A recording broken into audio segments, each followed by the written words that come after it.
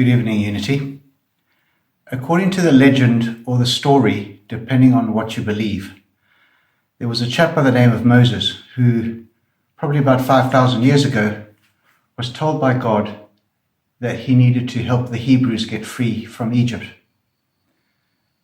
Now, it's not something he really wanted to do, but in obedience he went along and arrived back in Egypt to tell these people that he was going to come and set them free. They laughed at him. They called him an idiot. They told him he was a complete fool. Why would they want to leave Egypt? Everything they needed was right there. Why would they want to go to another country? It was a very difficult time for Moses because his job was to get them free, but they were not interested in being free. They were just interested in carrying on their lives as they had for all of the years that they'd been there. Because every single one of those people was born in Egypt. Although they were Hebrews, they were from another part of the world. They had been born there. That's all they knew. They didn't know about this land that was flowing with milk and honey that he was talking about. They only knew about Egypt. They only knew what they were comfortable with. They only knew what they knew. They didn't know anything else. And so his greatest opposition was not the king of the Egyptians. His greatest opposition were his own people. The Hebrews themselves were his opposition. And they were the ones that he needed to convince, not the king or the Pharaoh. And so we read about the stories of all of these miracles taking place. And somewhere it says that God hardened the heart of Pharaoh. Now, I often wondered why, but now I know. It was because of the Hebrews. He needed to harden that man's heart so that the Hebrews would see the power and would see the possibility. And even after 2 or 3 of these miracles, or 4 or 5 of the miracles, they were still not convinced. They needed more convincing. And so those miracles were not for Pharaoh. Those miracles were for the Hebrews. That's why they were performed. And so we see this man in a tremendously difficult situation. He's called to bring these people out of Egypt, but they don't want to go because it's all they know, it's all they're used to, that's all they're comfortable with.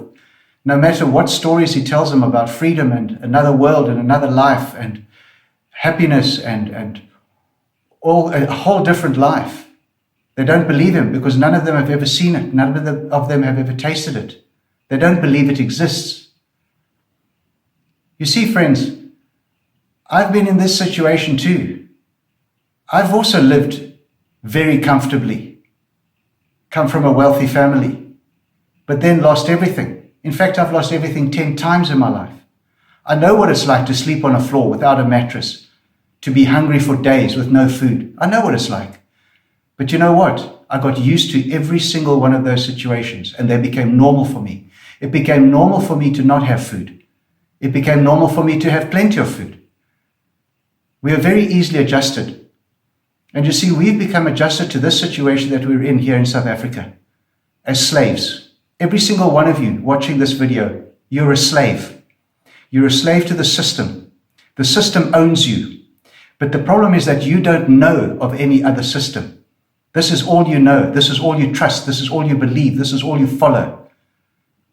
I'm telling you today, there is another system. And you need to come out of this system that you're in to enjoy the freedom that is yours. But you're going to have to make a decision. And that decision is going to have to be to walk away from this life that you're living and to walk into another life of freedom. The Unity Group is going to travel around the country from town to town. I'm going to once again put myself into an awkward situation. I'm going to move out of a comfortable home where I'm living, and I'm going to go and live in a van. And I'm going to live in that van for probably 3 years, until such time as we get every single person in this country free. Now, it'll be uncomfortable for me for the first week or 2, but you know what? I'll get used to it. It'll be fine. I won't die. I'll be okay. Because you see, that's what humans are like. We adjust and we accept. And we get used to everything that we get, every situation that we get put into. And we've got used to being slaves. We've got used to being abused. We've got used to being told what to do and how to do it. We've got used to having our money taken away from us. 60 cents in the rand we give to the government, by the way. We've got used to it. We don't question it anymore. Because we are slaves. We are slaves in our minds. And I'm here to tell you that you don't need to be a slave. I'm here to tell you that you have to stand up. You have to resist. You have to start making yourself uncomfortable to get out of this comfortable situation that you're in, this slavery that you're in. We can't do it for you. We can only make you aware of it. We can only make you conscious of it. And by making you conscious of it, we can only hope that you will move away from this life that you're in and move into a world and a life of freedom, which is what we're offering you. The Unity Group is talking against political governance because politics is a demonic system. It's a system of control and it's a system of division. It was created to divide. It was created to put people against each other. Surely you can see that and understand it by now. We are talking about a completely different system of governance where the people govern their own country, where the best man for the job, woman for the job, takes the job, does the job. Not nepotism, not jobs for friends, not BBEEE, none of that. Just the best person for the job doing the job. This is not about me running the country. I'm not interested in running the country, but I'm interested in the country being free. I'm interested in you being free.